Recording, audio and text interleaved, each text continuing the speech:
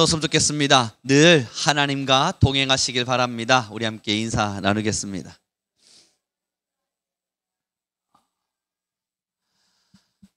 여러분, 가짜와 진짜는 한 공간 안에 원래 없는 듯 느껴지죠.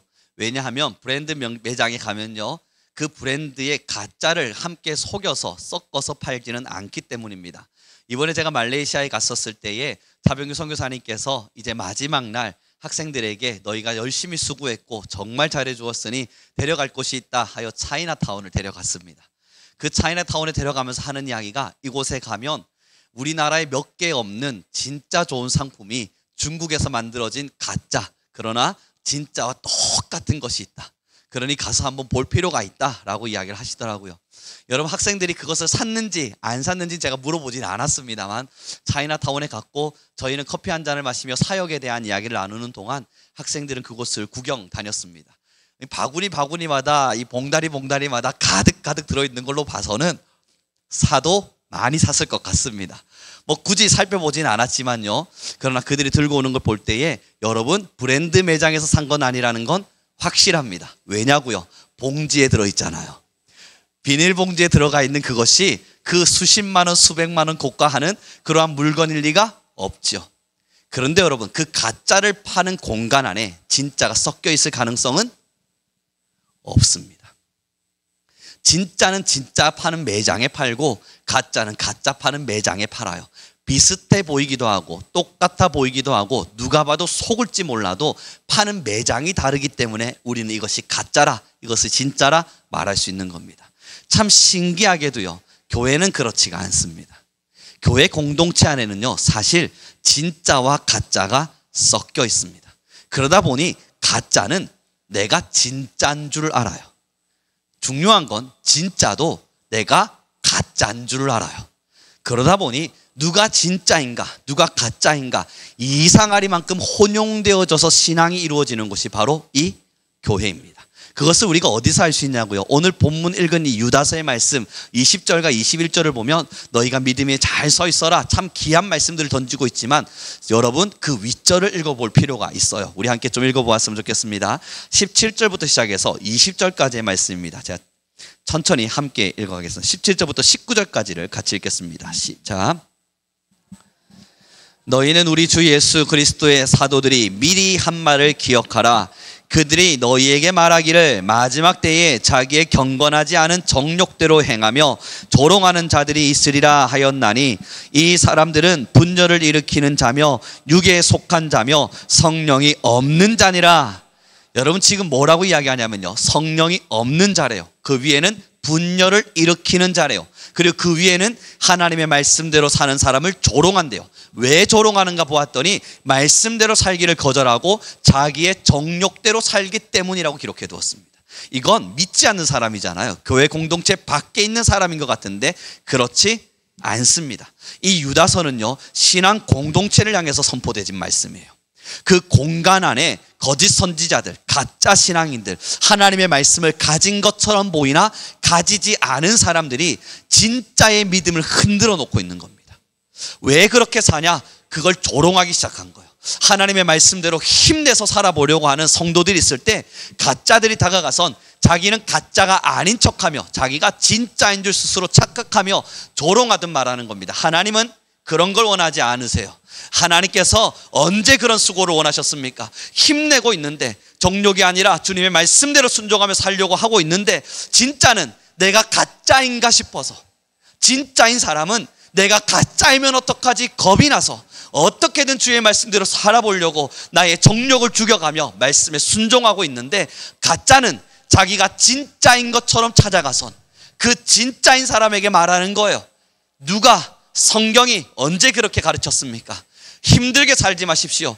때로는 본능을 따라 사는 거 괜찮습니다. 말씀대로 사는 거 힘드시죠? 말씀을 지키는 것도 어렵죠? 주님의 말씀의 능력을 따라서 살아내는 거 버겁지 않으십니까? 괜찮아요. 하나님은 사랑의 하나님이니까 다 이해하실 겁니다. 용납하실 때고 받으실 겁니다.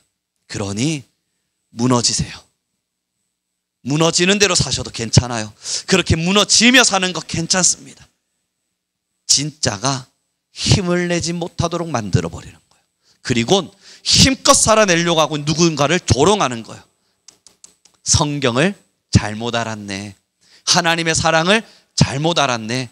하나님의 사랑을 잘못 깨달았네. 어디서요? 교회 밖에서가 아니라 교회 안에서 이런 일들이 일어나고 있었던 거예요. 이들이 누구였냐고요? 유다서는 이렇게 고백합니다. 1장 4절의 말씀을 함께 보도록 하죠. 유다서 4절의 말씀입니다. 함께 읽겠습니다. 시작. 이는 가만히 들어온 사람 몇이 있음이라. 그들은 옛적부터 이 판결을 받기로 미리 기록된 자니 경건하지 아니하여 우리 하나님의 은혜를 도리어 방탕한 것으로 바꾸고 홀로 하나이신 주제 곧 우리 주 예수 그리스도를 부인하는 자니라. 여러분 4절의 말씀이 뭐라 이야기하냐면 공동체 안으로 들어왔는데 어떻게 들어왔대요? 가만히 들어왔답니다. 믿음의 고백 없이, 진짜 하나님에 대한 만남 없이, 예수 그리스도에 대한 철저한 고백 없이, 십자가의 사랑을 마주한 적 없이 가만히 들어왔답니다. 그리고 그 공동체 안에서 가짜이면서 진짜인 척하고 앉아 있는 거예요. 그러면 이 사람들이 뭘 하는가 보았더니 경건하지 아니하는데, 자신들의 삶은, 이 가짜들의 삶은 신앙 공동체 안에 있지만 그들은 경건하지 않은데 그 뒤에 하나님의 은혜를 도리어 방탕한 것으로 바꾸어 버렸다. 그 안에서, 신앙 안에서, 공동체 안에서 신앙을 나누며 하나님의 은혜를 말할 때 자신은 방탕한 것처럼 그 은혜를 말한다는 거예요. 이게 뭘 이야기하겠습니까? 그 뒤에 좀 더 보면서 이야기해 보죠. 또한 우리 주 예수 그리스도를 부인한다고요. 여러분, 누가 신앙 공동체 안에 들어가서 나는 예수님 안 믿습니다, 나는 예수님 따르지 않아요, 예수님은 살아계시지 않습니다, 부활하지 않으셨어요, 그렇게 말하겠어요? 다 난 예수님 믿습니다, 예수님은 날 위하여 죽으셨습니다, 그를 믿는 자 반드시 영생에 이를 겁니다 라고 하는 고백은 그 신앙 공동체 안에 있다면 당연히 했을 거예요. 그런데 성경은 그들은 주님을 부인한 자라 이야기합니다. 입술로, 말로는 인정했을지 몰라도 삶으로 부인한 거예요. 예수 그리스도를 말로는 인정했고 나의 소리로는 고백했지만 그러나 그들의 생각과 마음과 삶은 전혀 그리스도를 인정하는 자답지 않게 살아가며 부정하고 부인하고 있는 거예요. 어떻게 알 수 있겠습니까? 주님을 대한 믿음이 없어요. 하나님에 대한 사랑도 없어요. 예수 그리스도가 날 위하여 죽었다는 것에 대한 고마움도 없어요. 감사도 없어요. 다시 말해보면 받은 은혜가 무엇인지를 계수할 줄을 몰라요. 이게 여러분 가짜의 표본입니다. 은혜를 잃어버린 자, 은혜를 방탕한 것으로 바꾸어 버린 자, 그리고 하나님 앞에 서 있지만 하나님 앞에 서 있지 않으면서도 나는 주님을 믿습니다 라고 고백하는 사람들, 말로는 인정하지만 삶으로 부정하는 사람들은 받은 은혜가 무엇인지를 계수할 줄을 모릅니다. 물론 이렇게 이야기할 수는 있겠죠. 여러분, 하나님 안에서 받은 은혜가 무엇입니까? 제가 받은 은혜는요, 병이 들어있었는데 나았습니다. 맞아요. 저도 그 경험을 했거든요.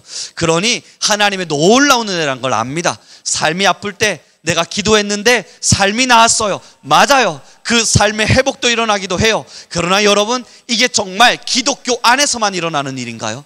불교를 믿는 친구들도요, 여러분 가서 병 고침 받았다고 해요. 여러분, 불교를 믿는 사람들도 내가 삶이 너무 고달프고 외로울 때 3000배 절하면서 일어났더니 마음이 평안해지면서 모든 고통을 잃어버렸고 내 삶에 안녕이 찾아오기 시작했다 이야기하더라고요. 삶에 고뇌가 찾아오고 어려움이 찾아와서 한 분은 머리를 빡빡 밀고 산으로 들어가서 이제 돌을 닦기 시작하고 그렇게 불경을 외우기 시작하다 보니 한 스님이 TV에 나와서 말씀하시던데요, 나는 이제는 속세를 떠났습니다.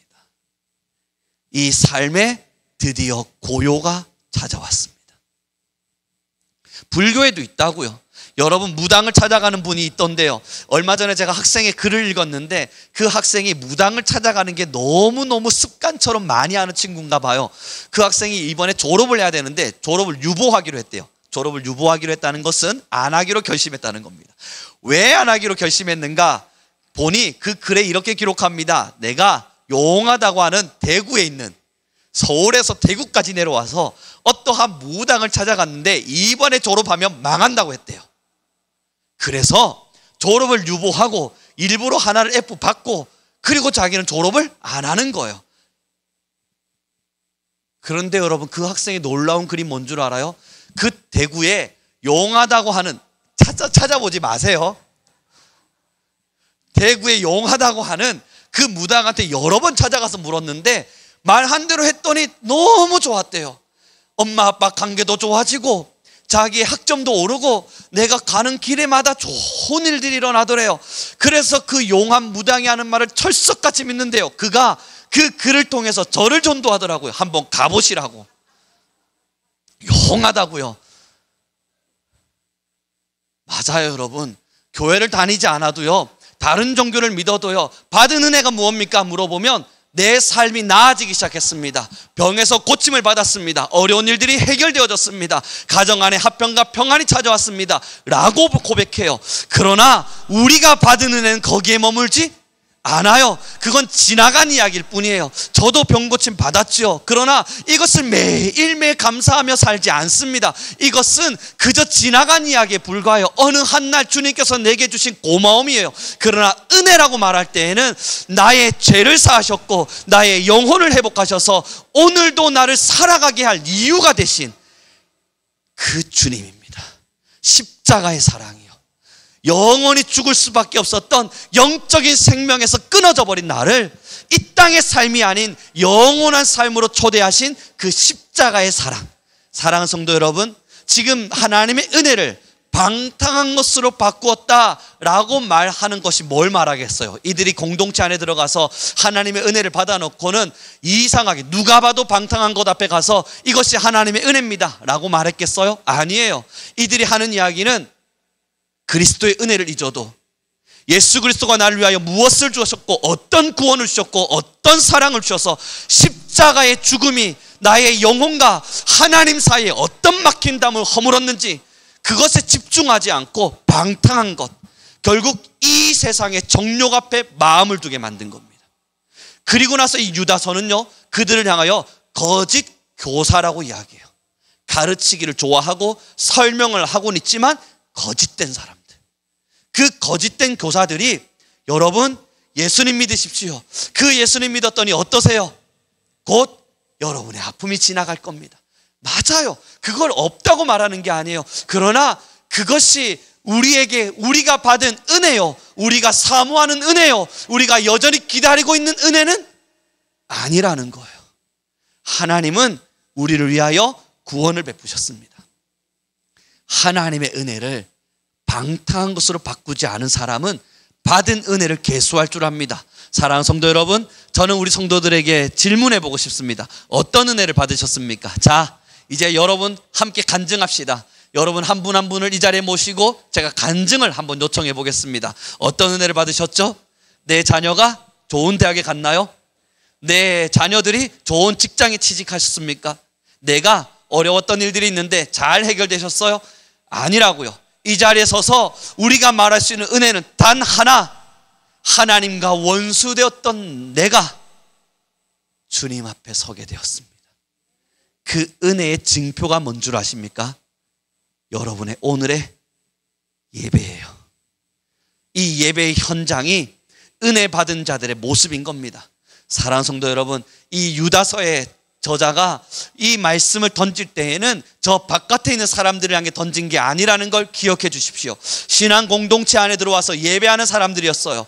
그 예배하는 사람들이 예배가 얼마나 소중한 은혜인지를 잃어버린 채 내가 예수님께 받은 그 구원의 은혜를 증명하는 자리가 이 예배라는 걸 잃어버린 채 방탕한 것, 종욕적인 것, 세상적인 것, 삶에서 잘 되고 뭔가 대단한 일들이 일어나는 것, 거기에만 집중하며 그것을 얻기 위해 예배하는 현장을 만들어내니 유다서는 고백하고 있는 겁니다. 왜 하나님의 은혜를 방탕한 것으로 바꾸셨습니까? 왜 삶으로 예수 그리스도를 부정하고 부인하고 계십니까? 말로는 예수님을 인정한다 말하지만 여러분의 삶에 증명하고 있으면 예수 그리스도를 부정하는 것과 같으니 이것이 바로 거짓 교사입니다. 그리고 나서 20절의 말씀을 준 거예요. 우리 함께 20절, 21절을 다시 읽어보겠습니다. 같이 읽겠습니다. 시작.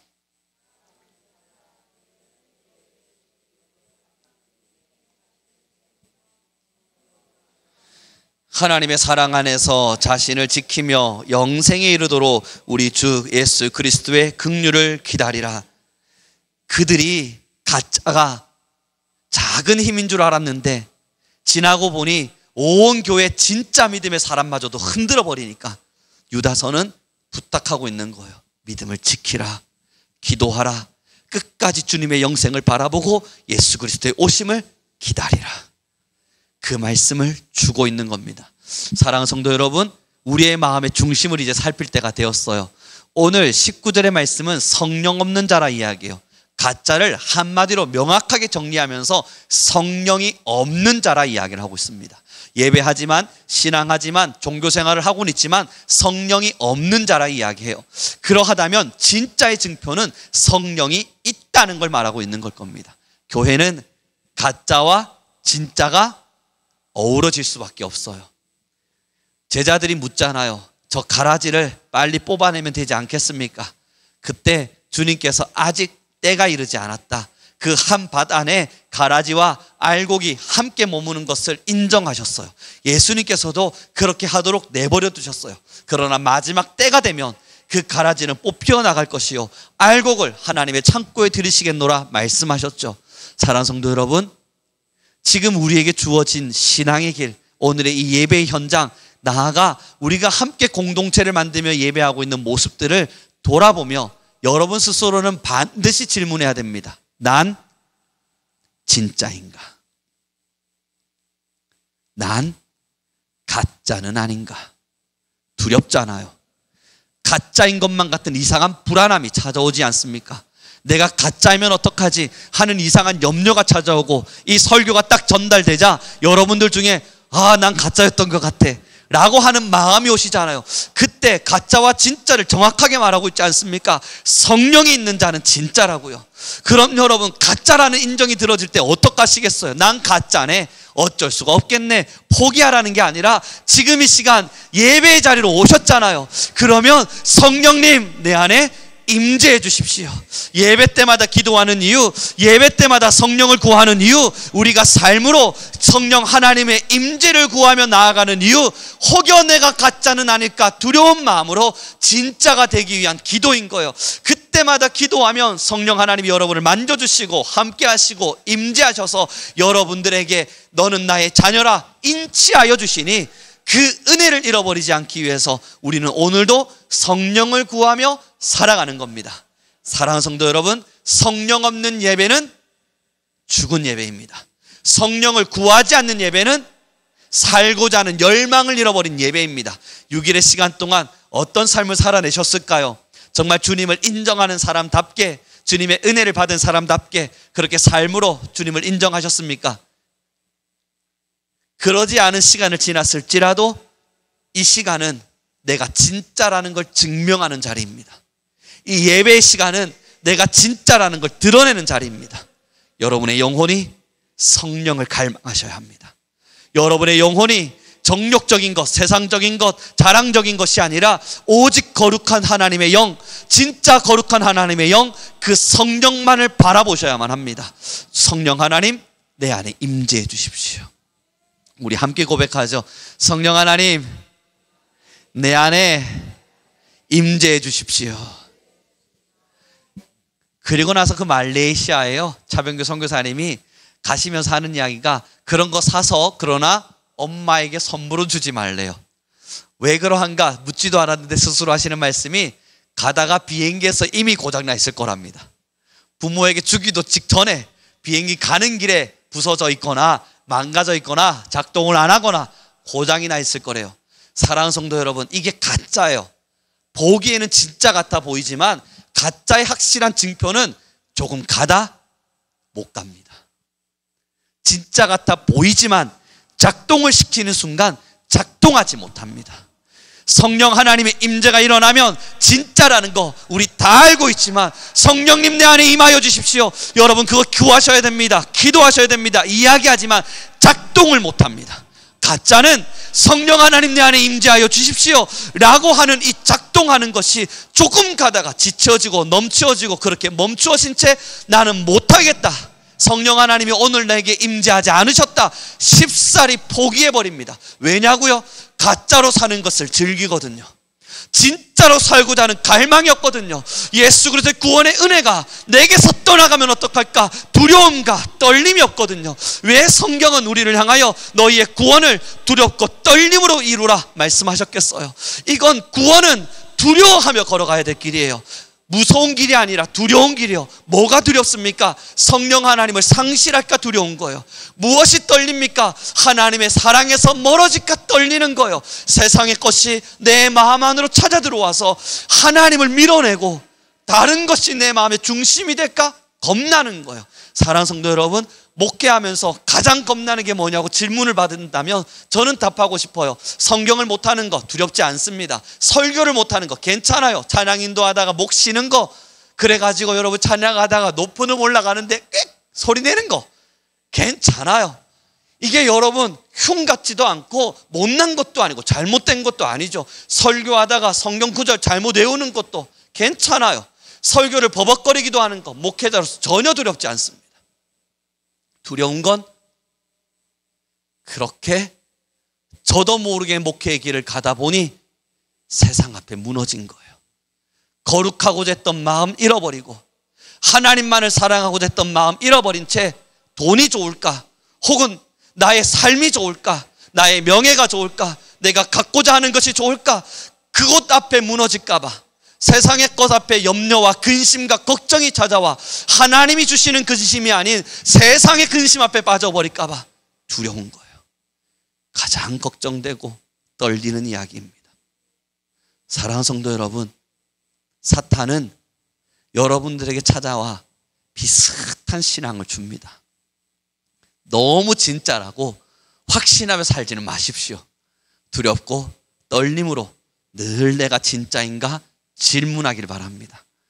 그리고 난 진짜라 확신이 너무 든다면 나는 당연히 구원받지, 내가 지금까지 과거에 살았던 길이 얼마나 아름다운데 내가 당연히 구원받지, 내가 지금까지 전도한 사람이 몇 명인데 당연히 내가 구원받지, 내가 지금까지 예배한 횟수가 몇 텐데 당연히 구원받지, 내가 매일매일 기도했던 시간만 합쳐도 나의 수십 년이 쌓여갈 텐데 당연히 구원받지. 여러분 그런 마음이 든다면 사도 바울의 고백을 들으시죠. 내가 누군가는 은혜의 자리로 세워두고 내가 그 은혜에서 떨어질까 겁난다.